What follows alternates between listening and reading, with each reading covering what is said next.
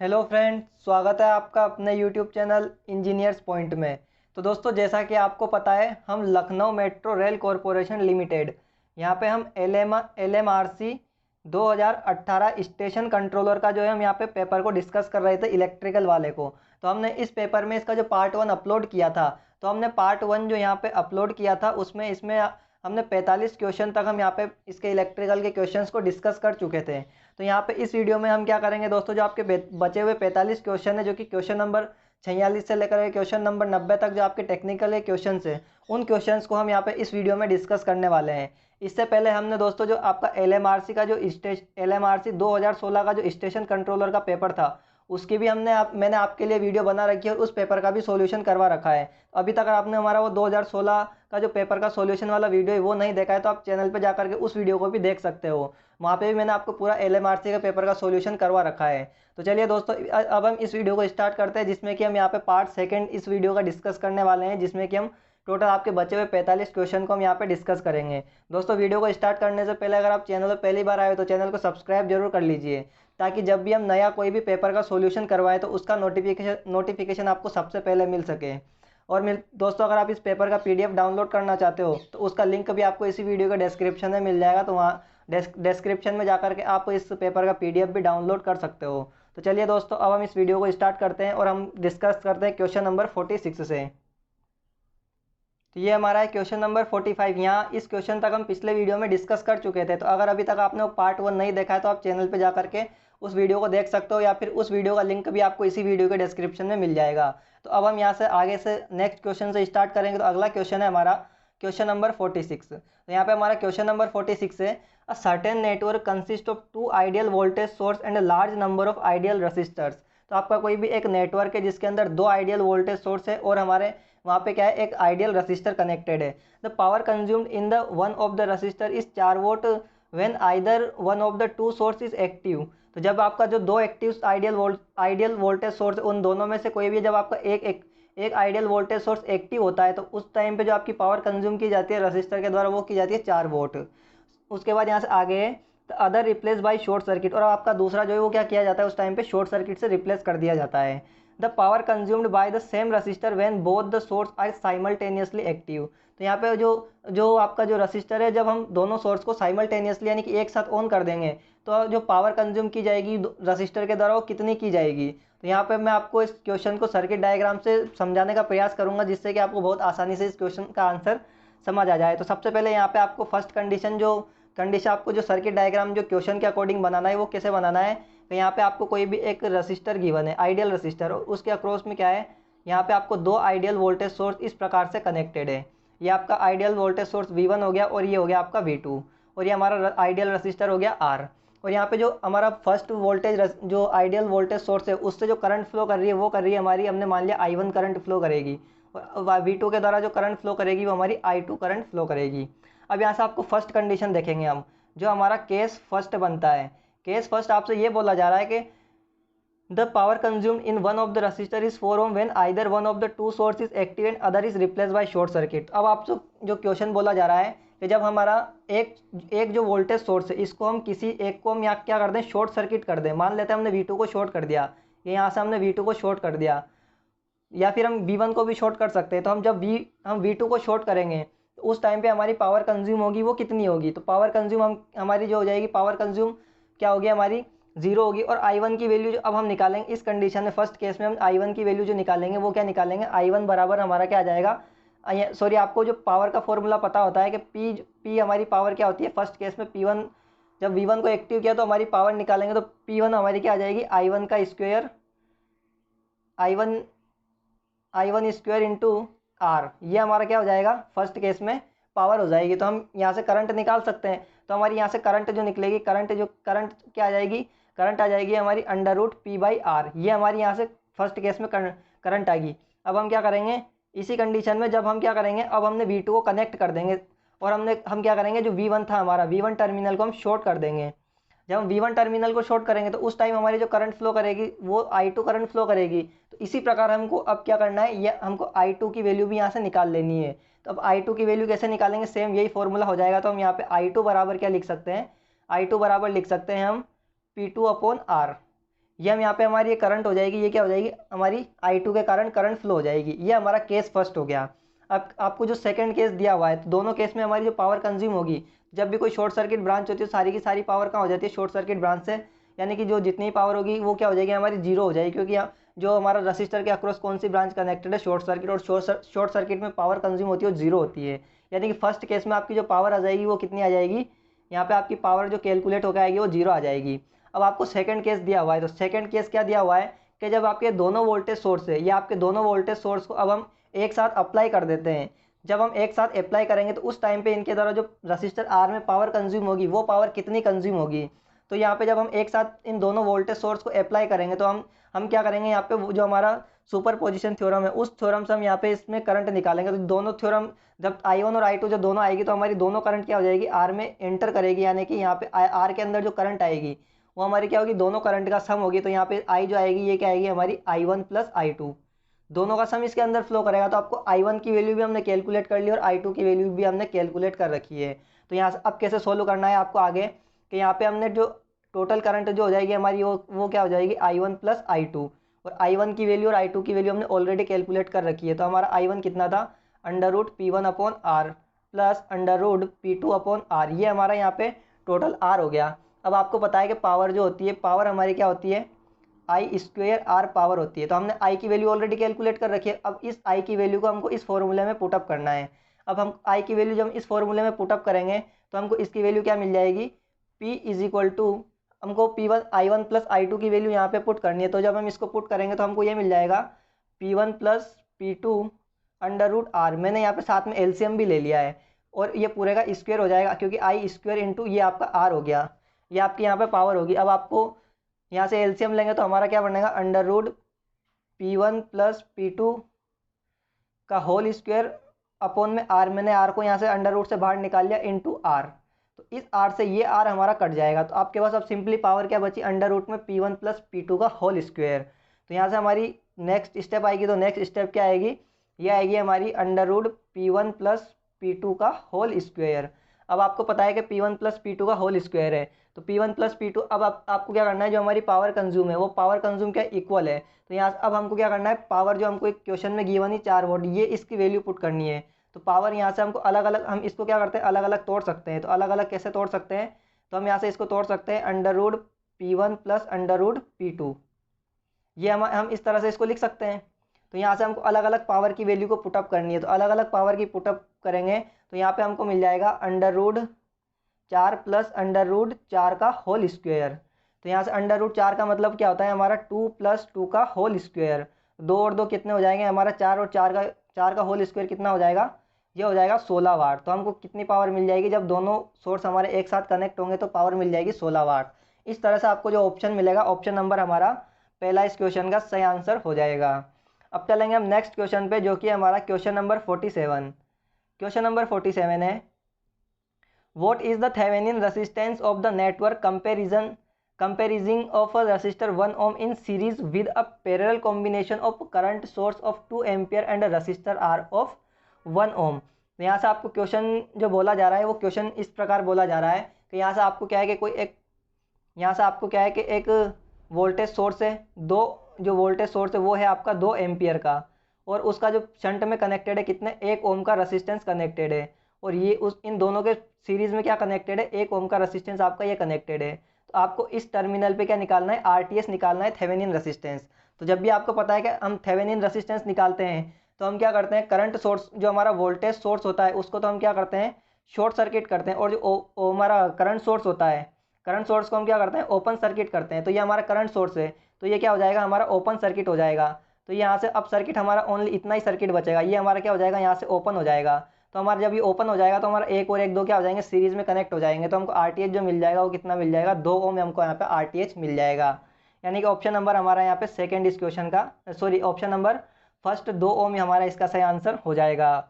अब चलेंगे next question पे। तो अगला क्वेश्चन है क्वेश्चन नंबर 48। क्वेश्चन नंबर 48 है हमारा, क्वेश्चन नंबर 48 है, 220 volt battery is connected with a parallel combination of resistance 6 ओम। कोई आपकी 20 वोल्ट की बैटरी है जो कि पैरेलल कॉम्बिनेशन में कनेक्ट है 6 ohm and variable resistor R दोनों के पैरेलल में, और ये जो कॉम्बिनेशन कनेक्ट है आपका 3 ओम रेसिस्टर के साथ में सीरीज में कनेक्टेड है। Now the value of the resistor R in the circuit is very in such a way that the power dissipate in the 3 ohm resistor is maximum. तो आपका जो रजिस्टर आर है, इस आर की value को हम इस प्रकार वेरी करवाते हैं कि जो हमारा जो रजिस्टर जो हमारा 3 ओम का जो रजिस्टर है उसमें पावर जो पावर डिसिपेशन होता है वो क्या होता है, मैक्सिमम होता है। तो हमको उस कंडीशन में हमको ये अननोन रेजिस्टेंस आर है उसकी वैल्यू को फाइंड आउट करना है। तो इसको हम कैसे सोल्व करेंगे, तो यहाँ पे मैं आपको सर्किट डायग्राम से इसको क्वेश्चन को सोल्व करवाने का ट्राई करता हूँ। तो यहाँ पे आपको जो क्वेश्चन बोला जा रहा है, यहाँ पे एक आपको इस प्रकार से एक रजिस्टर है जिसमें आपका जो पावर जो डिसिपेट हो रहा है मैक्सिमम 3 वाट, यानी कि जो 3 ओम का रजिस्टेंस यहाँ से आपको गिवन है, और ये कनेक्टेड है 20 वोल्ट की बैटरी के साथ में। और इसके साथ में जो कनेक्टेड है आपका एक 6 ओम का और एक आर ओम का जो रजिस्टेंस है वो यहाँ पे आपका आर का और 6 ओम का ये कनेक्टेड है। और हम आर की वैल्यू जो है हमारी ये क्या वेरिएबल है, तो आर की वैल्यू क्या रखें हमको आर की वैल्यू इस प्रकार रखनी है कि इस जो रजिस्टर में मैक्सिमम वैल्यू हमको क्या मिल जाए, 3 वोल्ट यहाँ पे पावर डिसिपेशन देखने को मिल जाए। तो यहाँ पे इसको हम बाई ऑप्शन करेंगे। तो सबसे पहले तो अगर हम यहाँ पे आर बराबर, आपको पता है कि ये दोनों रजिस्टेंस पैरेलल में कनेक्टेड है। जब ये दोनों रजिस्टेंस पैरेलल में कनेक्टेड है तो आपको रजिस्टेंस में पैरेलल का फॉर्मूला पता है कि आर इक्विवेलेंट जो आता है वो क्या आता है, हमारा आर इक्विवेलेंट जो आता है वो आता है दोनों का मल्टीप्लाई। तो यहाँ पे 6 इंटू आर अपॉन दोनों का सम 6 प्लस आर। तो ये जो दोनों का आर इक्विवेलेंट जो हमारे इन दोनों का मल्टीप्लाई प्लस दोनों का सम है, ये किसके इक्वल आना चाहिए, हमारा 3, ये पावर डिसिपेट जो हो रहा है 3 ओम में, इसके इक्वल आना चाहिए। तो यानी कि हम ये आर की क्या वैल्यू रखें कि इस वाली टर्म को सोल्व करके हमको 3 मिल जाए, यानी कि इस 3 के इक्वल ऑप्शन मिल जाए। तो हम यहाँ पे क्या करते हैं, 6 रख के ट्राई देखते हैं हमको ऑप्शन मिलता है कि नहीं मिलता है। तो 6 into 6 upon 6 plus 6 is equal to 3। तो यहाँ पे आप क्या करेंगे, 6 इंटू 6 ये कितना हो जाएगा आपका, ये हो जाएगा आपका 36, और 6 प्लस 6 हो जाएगा आपका 12। तो जब हम इज इक्वल टू 3, तो यानी कि हम इसको काटेंगे तो ये कितना मिल जाएगा हमारा 3 इज इक्वल टू 3, यानी कि आपको ये क्या हो गया हमारा 3 ओम। जब हम यहाँ पे 6 ओम की वैल्यू रखेंगे आर की, तो हमको जो 3 ओम है उसमें मैक्सिमम पावर डिसिपेशन देखने को मिलेगा। तो हमारा इस क्वेश्चन का सही आंसर क्या हो जाएगा, ऑप्शन नंबर 4 इसका हमारा सही आंसर हो जाएगा, यानी कि 6 ओम इसका सही आंसर होगा। अब चलेंगे नेक्स्ट क्वेश्चन पे। क्वेश्चन नंबर है हमारा 49। क्वेश्चन नंबर 49 है, surge impedance loading of a transmission line is known as. जो आपकी ट्रांसमिशन लाइन की सर्च इम्पीडेंस लोडिंग होती है हम उसको किस नाम से जानते हैं, तो हम सर्च इम्पीडेंस लोडिंग को जो दूसरा नाम होता है उसे हम कैरेक्टरिस्टिक्स इम्पीडेंस लोडिंग के नाम से भी जानते हैं। तो इसका हमारा ऑप्शन हो जाएगा option number 2, characteristics impedance loading. यहाँ पे अगर बात करता हूँ मैं सर्च इम्पीडेंस लोडिंग का जो फॉर्मूला होता है, जो हमारी SIL जो होती है सर्च इम्पीडेंस लोडिंग, ये होता है आपका sending voltage receiving end voltage upon में सर्च इम्पीडेंस। जो आपका सर्च इम्पीडेंस होता है ये ओवरहेड ट्रांसमिशन लाइन के लिए अलग होता है, इसकी वैल्यू और अंडरग्राउंड केबल के लिए कुछ होती है, अलग होती है। तो अगर मैं बात करता हूँ पहली कंडीशन में ओवरहेड के लिए, ओवरहेड ट्रांसमिशन लाइन के लिए जो इसकी वैल्यू वेरी करती है, ये वेरी करती है आपकी 400 से 600 के बीच में। और आपकी अंडरग्राउंड केबल या अंडरग्राउंड केबल के लिए जो इसकी वैल्यू होती है ये होती है आपकी 40 से लेकर के 60, ये आपकी सर्च इम्पीडेंस लोडिंग की वैल्यू होती है। तो आपको ये सारी चीज़ें आपको इस क्वेश्चन से रिलेटेड याद रखनी है। अब चलेंगे नेक्स्ट क्वेश्चन पे। तो अगला क्वेश्चन है हमारा क्वेश्चन नंबर 50। क्वेश्चन नंबर 50 है, a string insulator has 4 unit. आपको एक स्ट्रिंग इंसुलेटर है जिसमें 4 यूनिट है। The voltage across the lower most unit is 33.33% of total voltage. तो आपको जो सबसे लोवेस्ट डिस्क के उसके अक्रॉस जो वोल्टेज है टोटल वोल्टेज का 33.33% है। The string efficiency of the insulator. तो आपको इंसुलेटर की स्ट्रिंग एफिशिएंसी को कैलकुलेट करना है। तो आपको पता है कि स्ट्रिंग एफिशिएंसी का जो फॉर्मूला होता है, स्ट्रिंग एफिशिएंसी का जो फॉर्मूला होता है वो होता है हमारा टोटल वोल्टेज अपॉन में नंबर ऑफ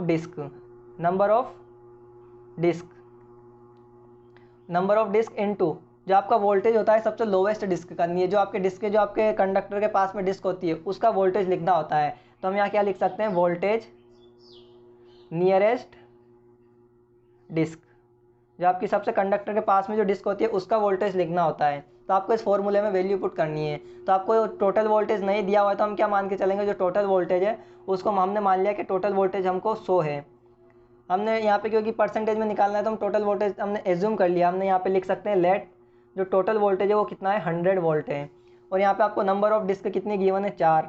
और आपको जो सबसे लोवेस्ट डिस्क का जो वोल्टेज है वो कितना है, जो टोटल वोल्टेज का 33%। तो 100 का आप 33% निकालोगे तो आपको जो कितना मिलेगा, 33% कितना होता है 100 का, वो होता है आपका 33.33% होता है। 100 का 33% निकालते हैं तो जब हम इसको सोल्व करते हैं तो हमको स्ट्रिंग एफिशिएंसी जो मिलती है वो कितनी मिलती है, 0.75। तो अब ये हमको परसेंटेज में कैलकुलेट करने के लिए हम क्या कर देंगे, 100 से मल्टीप्लाई कर देंगे। तो ये हमको कितनी मिल जाएगी, 75% स्ट्रिंग इफिशियंसी हमको यहाँ से मिल जाएगी। यानी कि ऑप्शन नंबर 3 हमारा इस क्वेश्चन का सही आंसर हो जाएगा।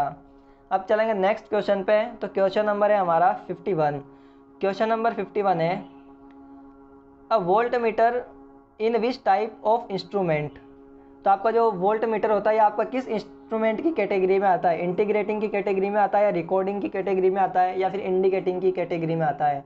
तो हम वोल्ट मीटर की बात करते हैं तो ये आपका इंडिकेटिंग इंस्ट्रूमेंट की कैटेगरी में आता है। तो ऑप्शन नंबर हमारा हो जाएगा यहाँ पे 3rd। अगर मैं बात करता हूँ इंटीग्रेटिंग की, तो इंटीग्रेटिंग इंस्ट्रूमेंट की कैटेगरी में हमारा क्या आता है, एनर्जी मीटर।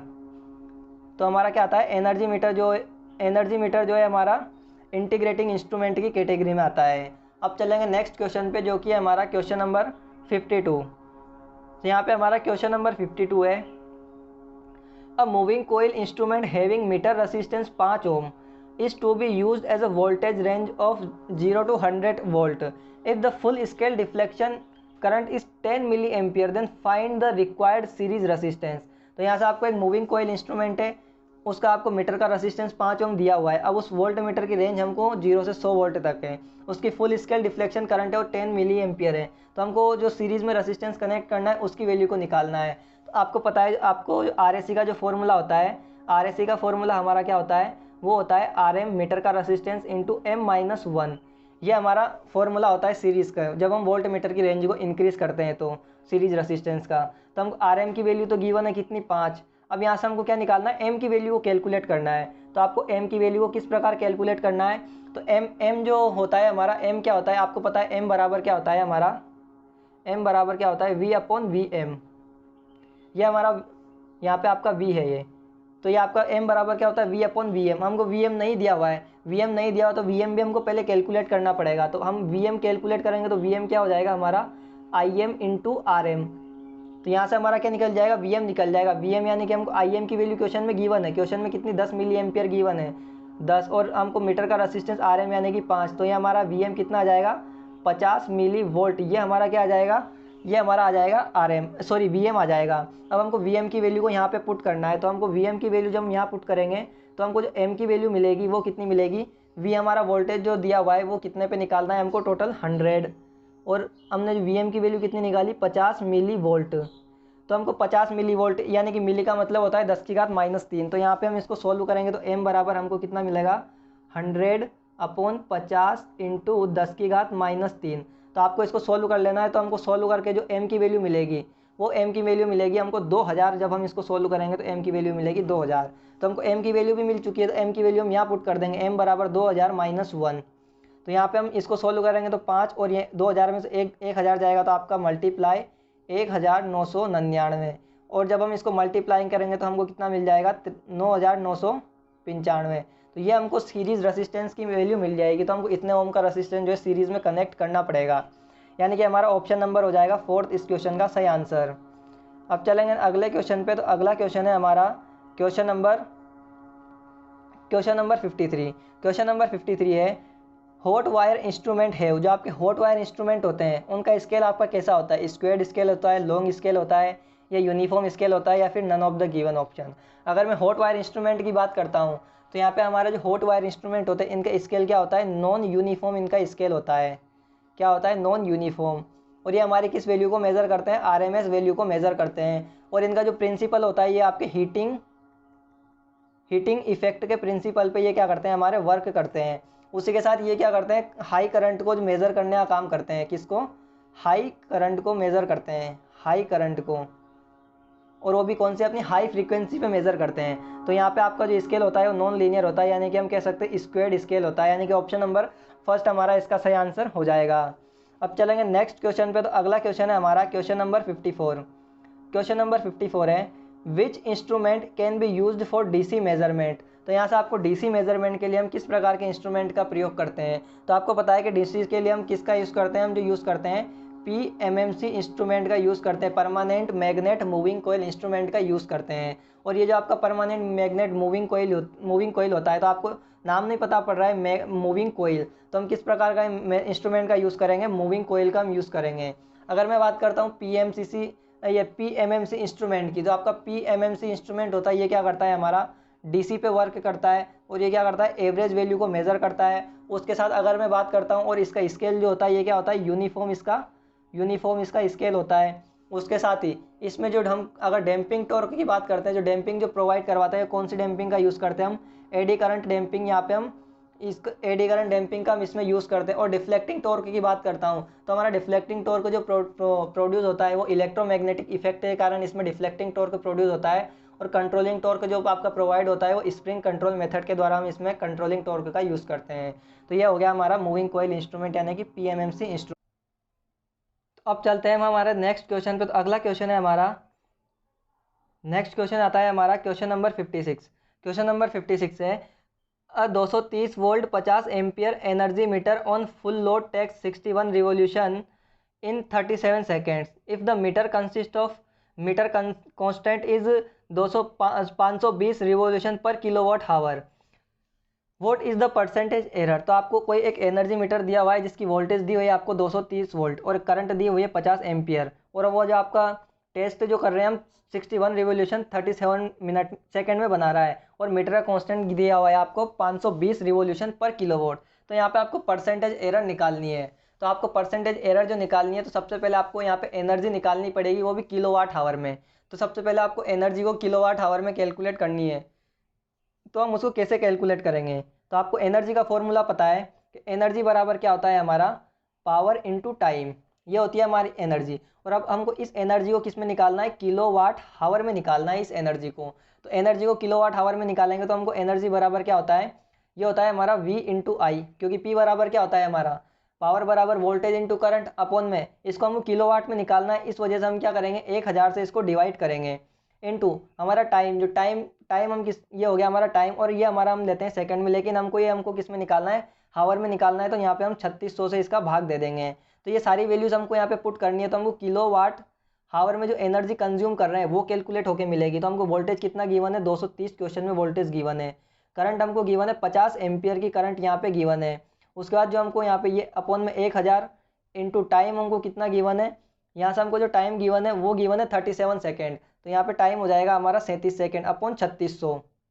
तो जब हम इसको सॉल्व करेंगे तो हमारी जो एनर्जी कैलकुलेट होके आएगी, जो हम किलोवाट हावर में जो एनर्जी कंज्यूम कर रहे हैं वो आ जाएगी हमारी 0.1182 किलोवाट हावर। ये हम जो इतनी एनर्जी को हम यहाँ पे कंज्यूम कर रहे हैं।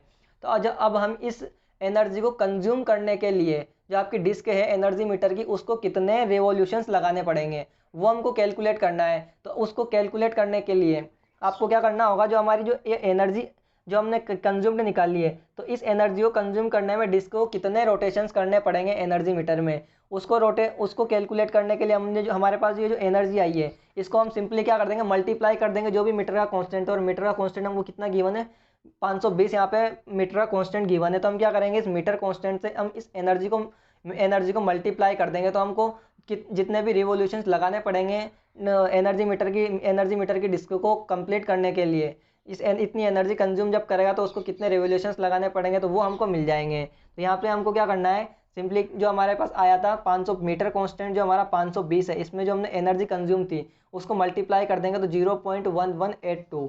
तो इसको मल्टीप्लाई करेंगे तो हमको क्या मिल जाएगी, यहाँ पे रिवोल्यूशंस मिल जाएंगे हमको, कि हमको इतनी एनर्जी को कंज्यूम करने के लिए कितने रिवोल्यूशंस करवाने पड़ेंगे। तो ये हमको मिल जाएगा 61.464। इतने हमको रिवोल्यूशंस करवाने पड़ेंगे। लेकिन आपको क्वेश्चन में कितने गिवन है, आपको क्वेश्चन में 61 रिवोल्यूशन गिवन है। तो आपको क्वेश्चन में तो 61 रिवोल्यूशंस गिवन है, लेकिन हमारे रिवोल्यूशंस आ कितने रहे, 61.464। तो अब यहाँ से आपको रिलेटिव एरर निकालनी है। तो आपको रिलेटिव एरर का फॉर्मूला पता है कि रिलेटिव एरर की, या फिर रिलेटिव एरर को हम क्या बोल सकते हैं, एब्सोल्यूट एरर भी बोल सकते हैं। तो हम यहाँ से रिलेटिव एरर जो होती है वो क्या होती है हमारी, true value minus measured value upon measured value, ये होती है हमारी इंटू 100, क्योंकि इसको परसेंटेज में निकालने के लिए हम 100 से मल्टीप्लाई कर देंगे। तो यहाँ से ये हमारे पास एरर आ जाएगी। अब आपको सिंपली कुछ भी नहीं करना है, इस फॉर्मूले में वैल्यू को पुटअप करना है। तो वैल्यू कैसे पुटअप करनी है कि आपको ट्रू वैल्यू कितनी गिवन है, जो क्वेश्चन में गिवन है आपको 61। तो हमको 61 अपॉन जो हमने मेज़र करी है, मेज़र की कितनी करी है हमने 61.464 अपॉन जो हमने मेज़र करी है 61.464, और इसको मल्टीप्लाई कर देंगे हम 100 से। तो यहाँ से हमको जो एरर मिलेगी, जो रिलेटिव एरर कैलकुलेट होकर आएगी, वो एरर हमको कितनी मिल जाएगी, वो एरर मिलेगी हमको 0.76% यहाँ पे हमको एरर मिल जाएगी। यानी कि ऑप्शन नंबर हमारा यहाँ पे सेकेंड इस क्वेश्चन का सही आंसर हो जाएगा। अब चलेंगे हम नेक्स्ट क्वेश्चन पे, जो कि है हमारा क्वेश्चन नंबर 57। क्वेश्चन नंबर 57 है when the pointer of indicating instrument is in motion।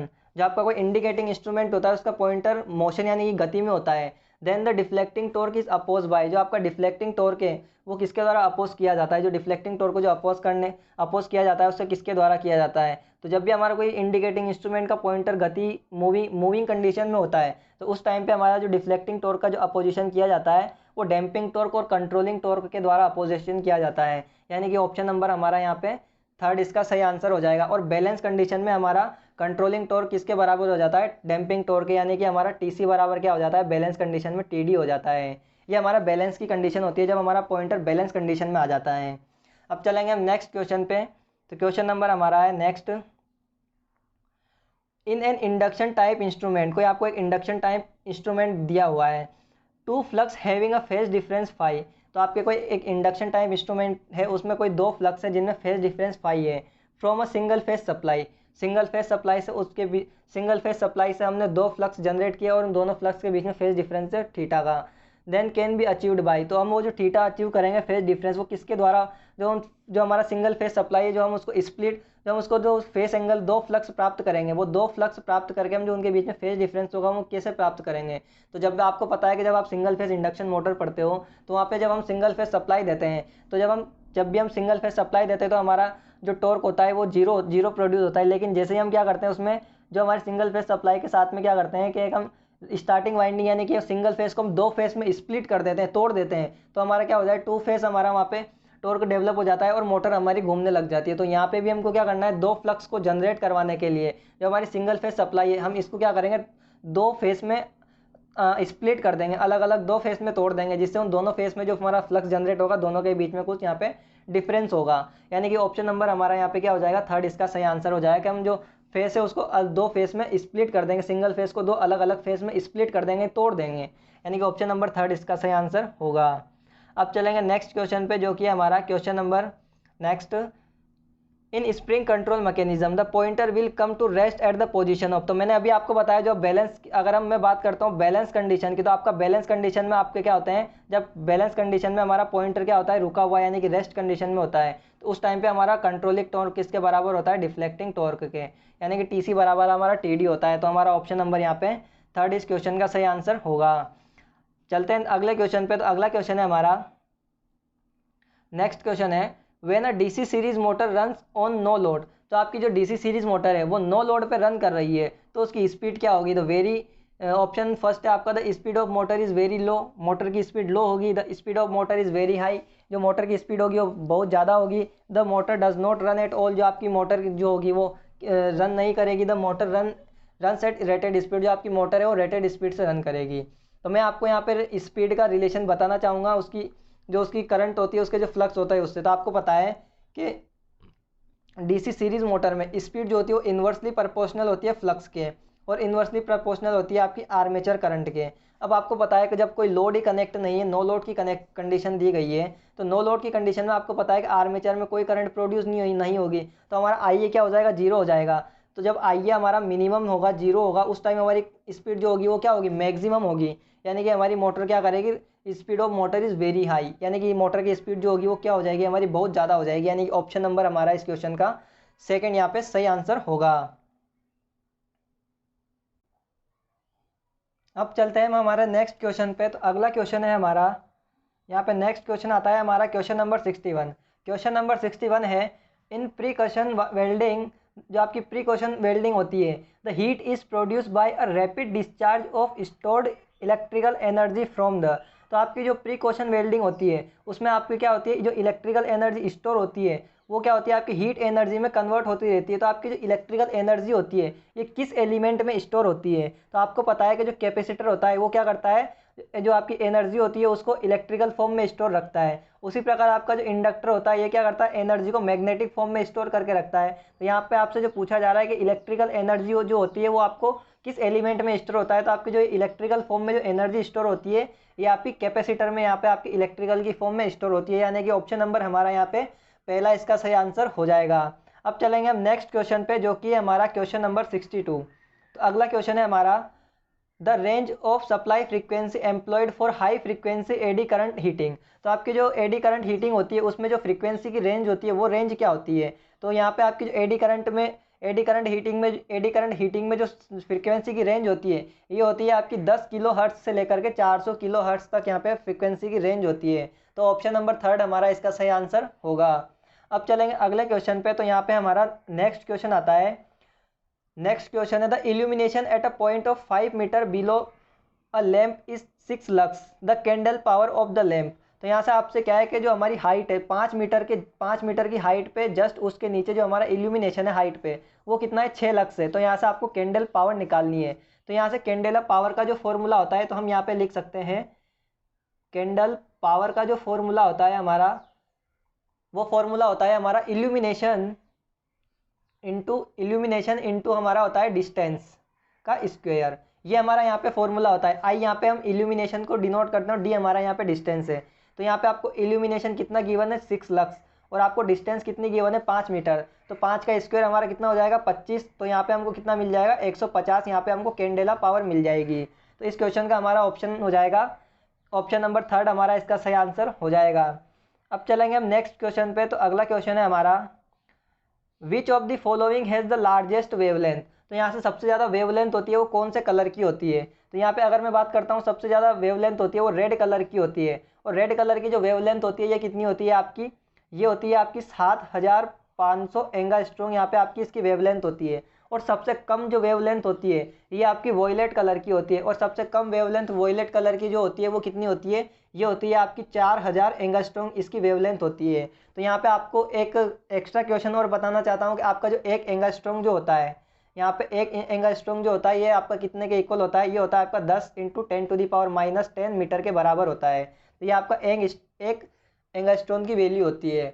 अब चलेंगे हम नेक्स्ट क्वेश्चन पे। तो अगला क्वेश्चन है हमारा, नेक्स्ट क्वेश्चन आता है, the bridge used for measurement of unknown capacitance. तो आपका अननोन कैपेसिटेंस को जो मेजर करने के लिए ब्रिज का यूज़ किया जाता है तो वो होता है हमारा शेयरिंग ब्रिज। जो शेयरिंग ब्रिज होता है इसके द्वारा हम क्या कर सकते हैं? अननोन कैपेसिटेंस की वैल्यू को मेजर कर सकते हैं। उसके साथ ही जो हमारा शेयरिंग ब्रिज होता है इसके द्वारा हम पावर फैक्टर को भी मेजर कर सकते हैं।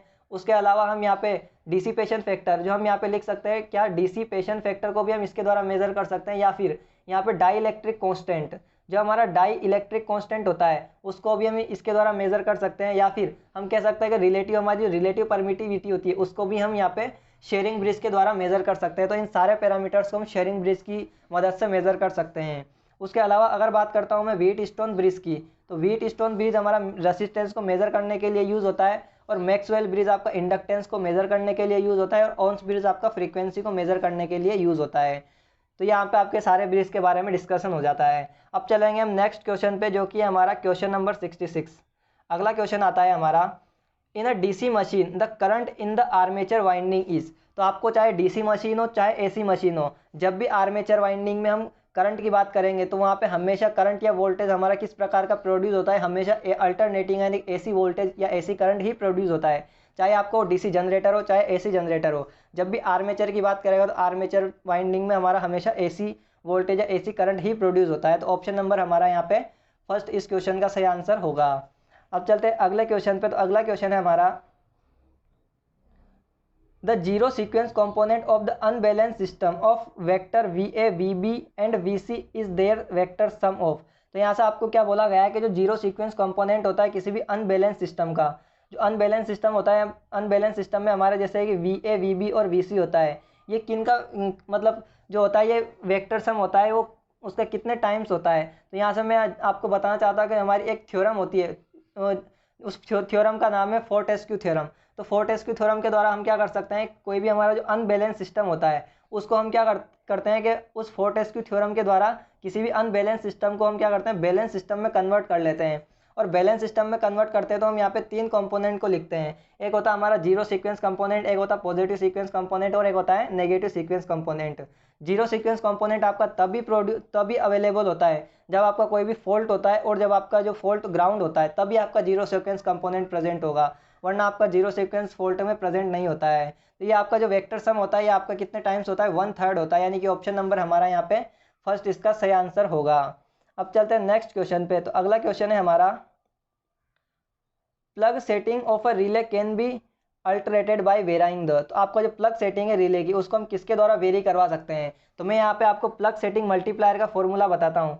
तो जो आपका प्लग सेटिंग यानी कि PSM का जो फॉर्मूला होता है ये होता है आपका फॉल्ट करंट, जिसे हम IF से डिनोट करते हैं, फॉल्ट करंट अपॉन में यहाँ से आपका होता है CT सेकेंडरी करंट। हम शॉर्ट में, मैं आपको शॉर्ट में लिखूंगा तो CT ये हो जाएगा आपका सेकेंडरी करंट इनटू यहाँ पे होता है आपका करंट सेटिंग, यहाँ पे इनटू में होता है आपका करंट सेटिंग और मल्टीप्लाई में होता है आपका CT रेशियो।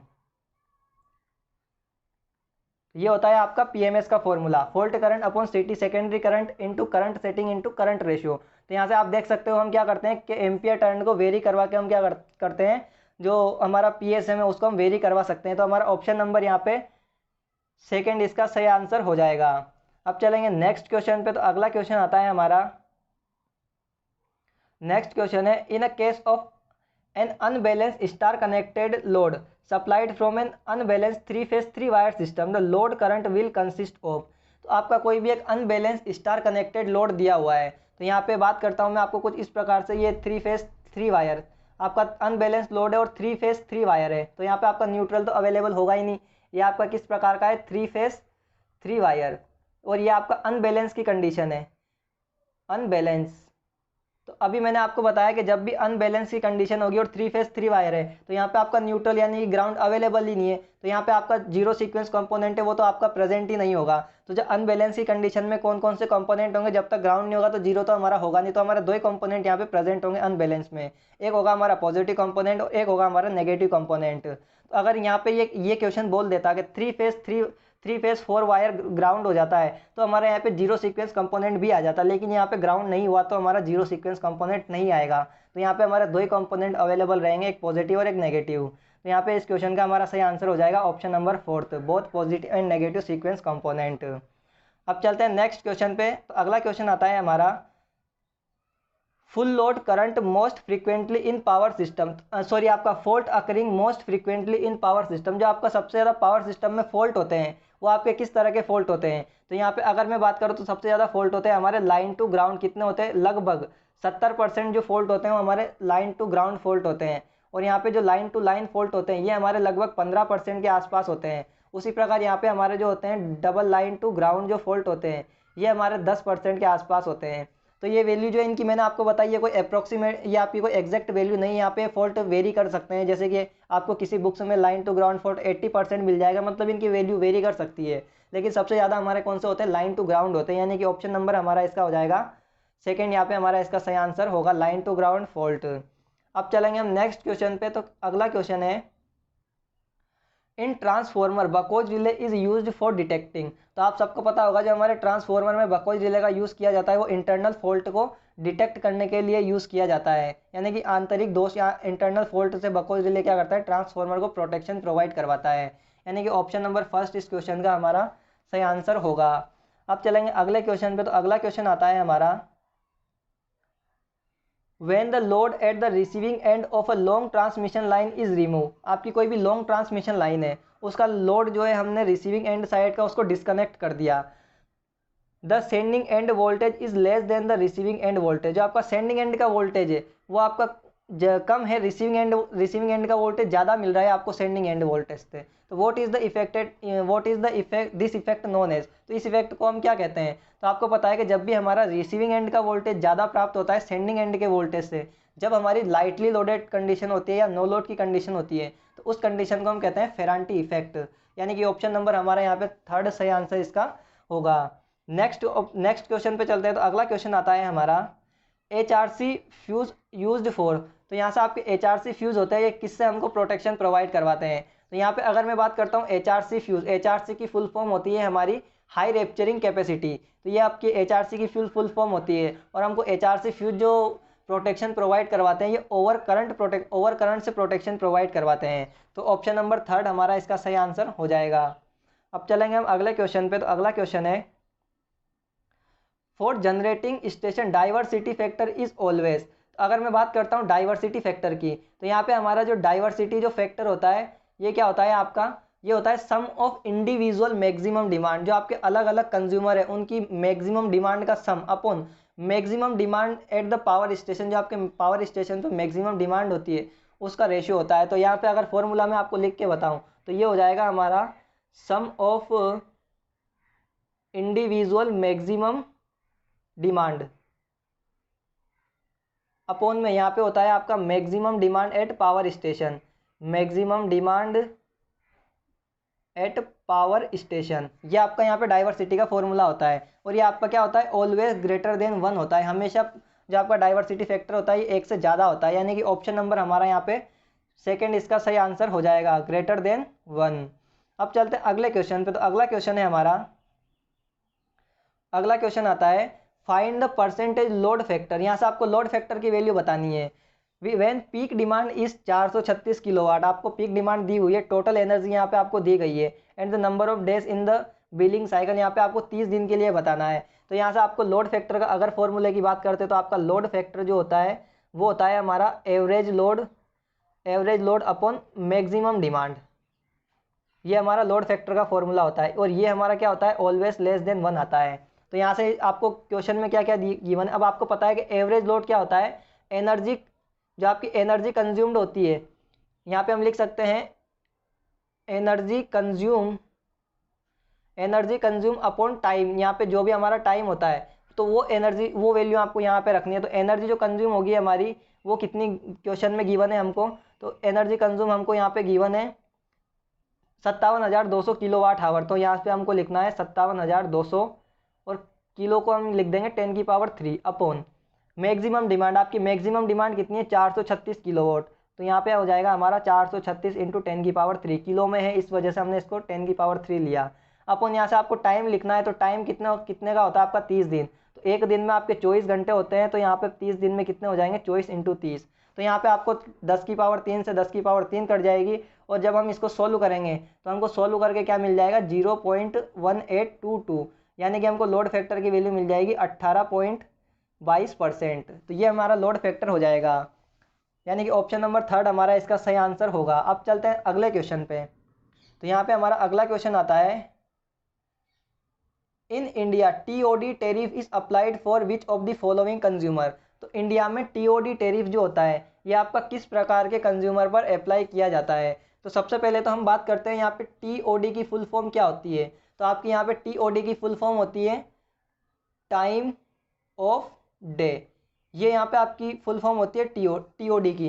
तो आपका जो टाइम ऑफ डे टेरिफ होता है ये हमेशा ओनली और केवल ये आपका इंडस्ट्रियल कंज्यूमर पर ही अप्लाई किया जाता है। तो ऑप्शन नंबर 3 हमारा इसका सही आंसर होगा। अब चलेंगे हम नेक्स्ट क्वेश्चन पे। अगला क्वेश्चन आएगा हमारा for a series RLC circuit, R दिया हुआ है आपको, इंडक्टिव रिएक्टेंस एक्सएल दिया हुआ है 20 ओम, कैपेसिटिव रिएक्टेंस एक्ससी दिया हुआ है आपको 20 ohm. Find the applied voltage, यहाँ पे अप्लाइड वोल्टेज दिया हुआ है आपको 100 volt. Then current in the circuit, तो यहाँ से आपको सर्किट में करंट पूछा गया है। तो यहाँ पे आपको क्या दिया हुआ है एक्सएल बराबर एक्ससी दिया हुआ है। तो ये आपकी रेजोनेंस की कंडीशन होती है, क्योंकि आपको एक्सएल भी 20 ओम दिया हुआ है और एक्ससी 20 ओम दिया हुआ है। तो यहाँ पे आपका एक्सएल बराबर एक्ससी आपको दिया हुआ है, यानी कि आपको एक्सएल और एक्ससी दोनों बराबर दिए हुए हैं। तो ये आपकी रेजोनेंस की कंडीशन होती है। जब हमारे एक्सएल और एक्ससी बराबर हो जाते हैं तो हमारा करंट का जो फॉर्मूला बनता है वो बनता है I बराबर V/R। तो यहाँ पे आपको वोल्टेज कितना दिया हुआ है 100 और रेसिस्टेंस कितना दिया हुआ है 10। तो यहाँ से आपको करंट मिल जाएगी 10 एम्पियर, यानी कि इस क्वेश्चन का हमारा सही आंसर हो जाएगा ऑप्शन नंबर 2। अब चलेंगे हम अगले क्वेश्चन पे। तो अगला क्वेश्चन आता है हमारा the X/R ratio of distribution lines is.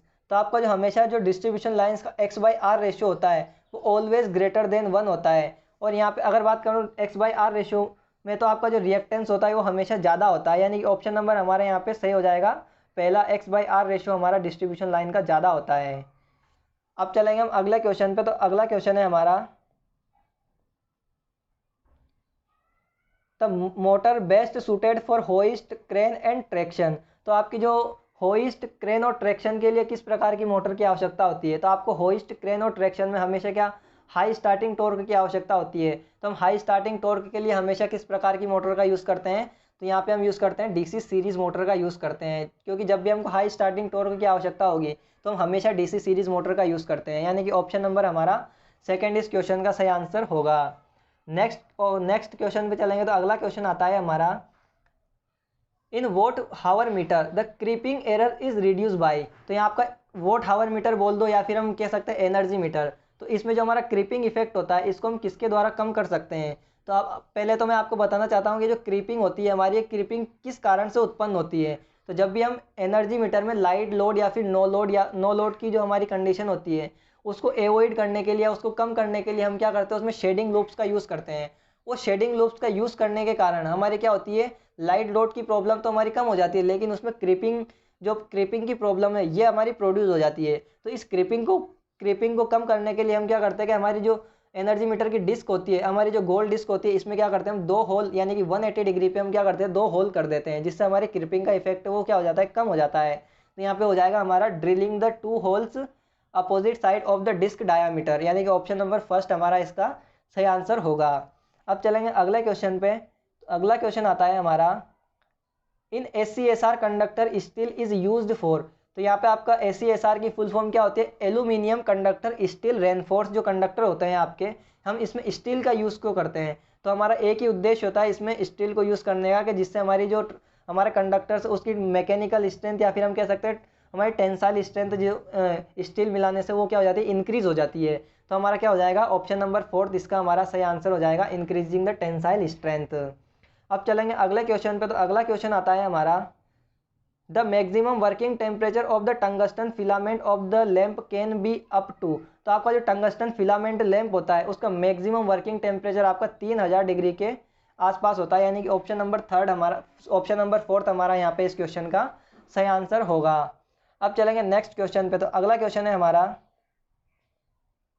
अगला क्वेश्चन आता है हमारा, for an AC circuit total VA supplied is 3000 watt. तो यहाँ से आपको VA दिया हुआ है, कितना दिया हुआ है, 3000। If the circuit has the power factor, यानी कि अब आपको cos फाइव भी दिया हुआ है, कितना, cos फाइव दिया हुआ है 0.75।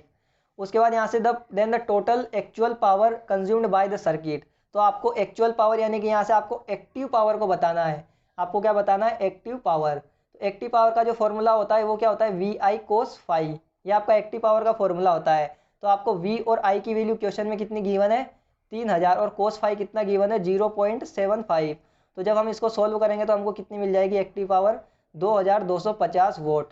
तो यहाँ से हमारा सही ऑप्शन हो जाएगा हमारा ऑप्शन नंबर फर्स्ट 2250, यानी कि 2200 वाट हमको यहाँ से एक्टिव पावर मिल जाएगी। अब चलेंगे अगले क्वेश्चन पे। अगला क्वेश्चन है हमारा, for an IDMT relay with plug setting of 50% and CT ratio of 400/5 and current is 3000 ampere, then the plug setting multiplier would be. तो मैंने अभी आपको इससे कुछ पहले वाले क्वेश्चंस में मैंने आपको PMS प्लग सेटिंग मल्टीप्लायर का फॉर्मूला बताया था। उस फॉर्मूले आपको वैल्यू पुट करनी है। मैं आपको एक बार और PMS का फॉर्मूला बता देता हूँ। जो PMS का फॉर्मूला होता है वो होता है फॉल्ट करंट अपॉन में यहाँ पे आता है हमारा CT सेकेंडरी करंट, तो इनटू यहाँ से होता है हमारा करंट सेटिंग, और मल्टीप्लाई में होता है यहाँ पे आपका CT रेशियो। तो ये आपका होता है यहाँ पे PMS का फॉर्मूला। आपको इस फॉर्मूले में सारी वैल्यूज़ को पुट करना है। यहाँ पे आपको वैल्यूज़ की बात करता हूँ मैं, तो वैल्यूज़ यहाँ पे आपको फॉल्ट करंट की वैल्यू आपको क्वेश्चन में 3000 दी हुई है। CT सेकेंडरी करंट आपको क्या लेनी है, CT की आपको यहाँ पे आप देख सकते हो करंट रेशियो, इसमें 400/5, यानी कि आपकी सेकेंडरी करंट कितनी हो जाएगी, 5 एम्पियर आपको सेकेंडरी साइड में करंट मिल जाएगी। करंट सेटिंग आपको गिवन है 50%, तो 50% यानी कि 0.5 यहाँ पे आपको करंट सेटिंग लेनी है, और CT का रेशियो आपको गिवन है 400/5, तो ये आ जाएगा आपका 80। तो ये आपको यहाँ पे इस फॉर्मूले में सारी वैल्यूज़ को पुट करना है।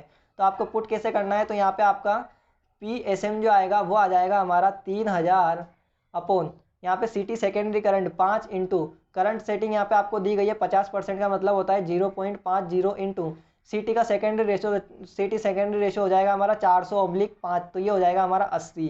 तो जब हम इसको सोल्व करेंगे तो हमको यहाँ पे PMS की वैल्यू मिल जाएगी 15। तो यहाँ पे हमारा जो सही आंसर होगा ये हो जाएगा हमारा ऑप्शन नंबर सेकंड हमारा यहाँ पे सही आंसर हो जाएगा। अब चलते हैं नेक्स्ट क्वेश्चन पे। अगला क्वेश्चन आता है हमारा, the making capacity of the circuit breaker is equal to. तो यहाँ पे हमारी जो मेकिंग कैपेसिटी का फॉर्मूले की बात करते हैं तो हमारी यहाँ पे जो मेकिंग कैपेसिटी होती है, मेकिंग कैपेसिटी ये होती है हमारी 2.55 ऑफ सिमेट्रिकल ब्रेकिंग कैपेसिटी। यहाँ पे मैं आपको कुछ शॉर्ट में लिख रहा हूँ ब्रेकिंग कैपेसिटी। तो ये होता है हमारा मेकिंग कैपेसिटी का फॉर्मूला। और यहाँ पे हमारी जो ये आती है मेकिंग कैपेसिटी जो आती है ये हमारी किस में आती है, पीक वैल्यू होती है ये कौन सी होती है, हमारी पीक वैल्यू होती है मेकिंग कैपेसिटी की। और ये हमारी जो सिमेट्रिकल ब्रेकिंग कैपेसिटी होती है इसकी ये कौन सी वैल्यू होती है, आरएमएस वैल्यू होती है। ये भी आपसे एग्जाम में पूछा जा सकता है। यहाँ पे हम इसको पीक वैल्यू हम या फिर हम कह सकते हैं मैक्सिमम वैल्यू भी हम इसको कह सकते हैं, यानी कि या तो मैक्सिमम वैल्यू या पीक वैल्यू। तो मेकिंग कैपेसिटी हमारी हमेशा हमारी पीक वैल्यू में होती है और सिमेट्रिकल ब्रेकिंग कैपेसिटी हमारी आरएमएस वैल्यू में होती है। तो इस क्वेश्चन का हमारा सही आंसर हो जाएगा ऑप्शन नंबर सेकंड, इसका हमारा सही आंसर होगा।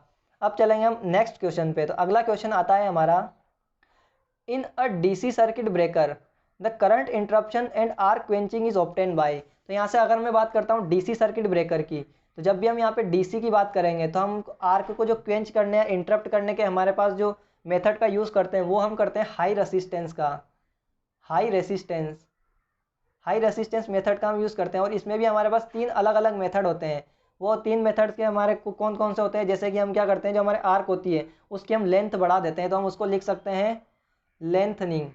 हम क्या करते हैं, आर्क को लेंथ बढ़ा देते हैं। एक होता है हमारे पास लेंथ को हम स्प्लिट कर देते हैं, यानी कि तोड़ देते हैं, यानी कि एक हो जाएगा हमारा स्प्लिटिंग, एक हो जाता है हमारा यहाँ से स्प्लिटिंग, और एक हो जाता है हमारा फोर्स ब्लास्ट। तो ये हमारे पास हाई डीसी के अंदर हाई रेसिस्टेंस के थ्रू जो आर्क को क्वेंच करने के मेथड होते हैं, इंटरप्ट करने के मेथड होते हैं, उसमें भी हम यहाँ पे तीन मेथड का यूज़ करते हैं। तो यहाँ पे हमारा डीसी के लिए सही ऑप्शन क्या हो जाएगा, हाई रेसिस्टेंस इंटरप्शन। उसी प्रकार अगर मैं बात करता हूँ यहाँ से डीसी सर्किट ब्रेकर की जगह आपसे एसी सर्किट ब्रेकर पूछा जाता, तो एसी सर्किट ब्रेकर में जो यूज़ करते हैं हम वो करते हैं हम लो रेसिस्टेंस मेथड का। और यहाँ पे आपके जो लिए जो मेथड यूज़ किया जाता है कि जब आपकी जो साइनोसॉइडल करंट होती है ये क्या होती है, जब नॉर्मल करंट जीरो होती है, जब आपकी नॉर्मली करंट जीरो होगी तभी आपकी क्या होगी, आर्क इंटरप्ट होगी, यानी कि नॉर्मल करंट जीरो पर ही आपकी क्या होती है, आर्क इंटरप्ट होती है। तो यहाँ पे आपको एसी का भी साथ में याद रखना है। अब चलेंगे हम नेक्स्ट क्वेश्चन पे, जो कि हमारा अगला question, it is always economical and desirable to improve the power factor of an installation in a power system. तो जब भी हम किसी भी पावर सिस्टम को इंस्टॉल करते हैं तो हम हमेशा क्या चाहते हैं कि उसका पावर फैक्टर जो क्या रहे, हमेशा यूनिटी के आसपास रहे। तो ऑप्शन नंबर हमारा क्या हो जाएगा, फर्स्ट हमारा ऑप्शन नंबर सेकंड हमारा इसका सही आंसर होगा। तो अब चलेंगे हम नेक्स्ट क्वेश्चन पे। अगला क्वेश्चन आता है, in thermal power plant the steam energy is converted into mechanical energy. तो आपकी जो थर्मल पावर प्लांट में जो स्टीम एनर्जी होती है उसको मैकेनिकल एनर्जी में कन्वर्ट करने का काम किसके द्वारा किया जाता है। तो यहाँ पे इसके स्टीम एनर्जी को जो आपकी स्टीम जो आपकी स्टीम एनर्जी होती है उसको कन्वर्ट करता है किसमें, मैकेनिकल में। तो ये करता है आपका टरबाइन। और आपकी मैकेनिकल एनर्जी जो होती है उसको इलेक्ट्रिकल में जो कन्वर्ट करने का काम करता है ये करता है हमारा जनरेटर। तो यहाँ पे हमारा स्टीम को मैकेनिकल में कन्वर्ट करने का काम कौन करता है, टरबाइन। तो हमारा ऑप्शन नंबर यहाँ पे थर्ड इसका सही आंसर हो जाएगा, स्टीम टरबाइन। अब चलेंगे अगले क्वेश्चन पे। तो अगला क्वेश्चन आता है हमारा, in 2 wattmeter measurement of a power in 3 phase circuit both the wattmeter show equal readings in the case of load power factor. तो यहाँ से आपको 2 वोट मीटर मेथड में अगर हमारे जो दोनों वोट मीटर है वो इक्वल रीडिंग शो कर रहे हैं तो हमारा उस टाइम पे पावर फैक्टर क्या होगा।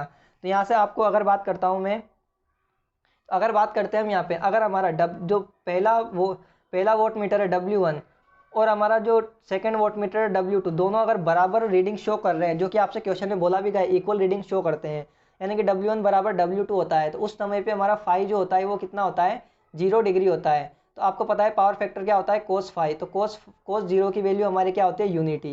तो उस टाइम पे हमारा पावर फैक्टर क्या होगा, यूनिटी होगा, यानी कि ऑप्शन नंबर फोर्थ हमारा यहाँ पे सही हो जाएगा। लेकिन यहाँ पे अगर बात करते तो इसमें और अलग अलग कुछ कंडीशंस भी होती है, तो उनको अगर मैं डिस्कस करूँ तो अगर आपका कोई एक वोट मीटर W1 रीडिंग देता है और दूसरा वोट मीटर उसी के बराबर कुछ नेगेटिव रीडिंग देता है -W2, तो उस टाइम पे हमारा फेस एंगल जो होगा वो कितना होगा, 90 डिग्री होगा। तो उस टाइम पे हमारा जो पावर फैक्टर कोस फाई कितना हो जाएगा, कोस 90 की वैल्यू कितनी होती है हमारी 0। तो उस टाइम पे हमारा पावर फैक्टर हो जाएगा 0। इसी प्रकार अगर मैं बात करता हूँ कुछ और टर्म की, अगर हमारा एक पावर फैक्टर अगर W1 देता है और हमारा दूसरा पावर फैक्टर उसकी जस्ट डबल वैल्यू देता है हमको W2, तो उस टाइम पे हमको जो पावर फैक्टर मिलेगा वो कितने देखने को मिलेगा, वो मिलेगा हमको 0.866। इसी प्रकार अगर हमारा कोई एक वोट मीटर है W1, ये हमको कुछ फाइनाइट वैल्यू देता है यानी कि पॉजिटिव वैल्यू देता है, और जो W2 है हमारा, ये हमको क्या देता है, 0 रीडिंग्स देता है। तो उस टाइम पे हमारा जो पावर फैक्टर होता है ये होता है हमारा 0.5 होता है। उसके बाद बात करेंगे अगली कंडीशन की, तो अगली कंडीशन है कि हमारा कोई W1 वोट मीटर है, वो हमको कुछ पॉजिटिव वैल्यू दे रहा है, और जो हमारा सेकेंड वोट मीटर है W2, ये हमको कुछ नेगेटिव वैल्यू दे रहा है। तो उस टाइम पे हमारा जो पावर फैक्टर होता है ये लेस देन 0.5 होता है। तो ये पांचों कंडीशन आपको याद रखनी है वोट मीटर में, आपसे किसी भी कंडीशन को एग्जाम में पूछा जा सकता है। नेक्स्ट क्वेश्चन पे बात करते हैं। तो अगला क्वेश्चन आता है हमारा, क्वेश्चन नंबर है हमारा next, a complex voltage wave consisting of a fundamental and third harmonic component is applied to the pure capacitor. तो यहाँ से आपके पास एक कॉम्प्लेक्स वोल्टेज की वेव फॉर्म है, उसके अंदर आपके पास दो वेव फॉर्म है, एक आपकी फंडामेंटल है और उसके अंदर एक थर्ड हार्मोनिक की वेव फॉर्म भी है, और इसको हमने अप्लाई किया प्योर साइनोसॉइडल प्योर कैपेसिटर के अक्रॉस हमने इस वेव फॉर्म को अप्लाई किया, जिसके अंदर हमारी फंडामेंटल वेव फॉर्म भी थी और थर्ड हार्मोनिक वाली वेव फॉर्म भी थी।